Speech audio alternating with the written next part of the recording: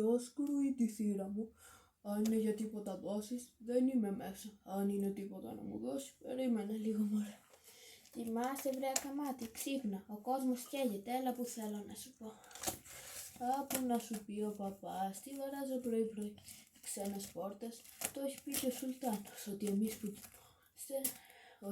που δεν δουλεύουμε, κοιμόμαστε κομματάκι παραπάνω.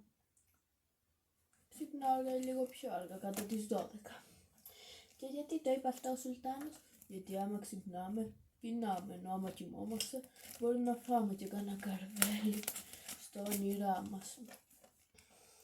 Βρε την μπέλα ρε, εδώ ο κόσμος χάνεται και εσύ κοιμάσαι.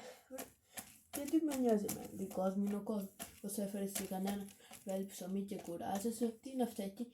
Χαρτιά είναι βρε, η ιστορία μας περιμένει. Τι είναι ωραία αυτή η ιστορία. Δεν έμαθες τίποτα. Το γένος μας ετοιμάζει ξεσήκω μόνο για να διώξουμε τους παλιότουρκους. Φτάνουν 400 χρόνια σκλαβιάς. Είναι τόσα πολλά. Λοιπόν, άκου απόψε στο σπίτι του κύριου Παναγιώτη του Σέκερη θα μαζευτούν κάποιοι Κύριοι, σαν και εμένα. Ναι, περίπου τρομάρα σου που θες να γίνεις και κύριος. Λοιπόν, ο Καραγκιόζη και ο Παναγιώτης μου ζήτησε να του βρω κάποιον να βοηθήσει στο δόθε Και θα φάμε κιόλας, κάτι θα έχει και από φαγητό. Αυτό θα είναι άφθονο σαν ελευθερωθούμε. Λοιπόν, Καραγκιόζη, το βράδυ στο σπίτι του και του Σέκερ και μη σε πάρουν είδηση οι Τούρκοι. Μήτε στη γυναίκα σου μη το πεις. Μη φοβάσαι, με τη γυναίκα μου δεν μιλάμε.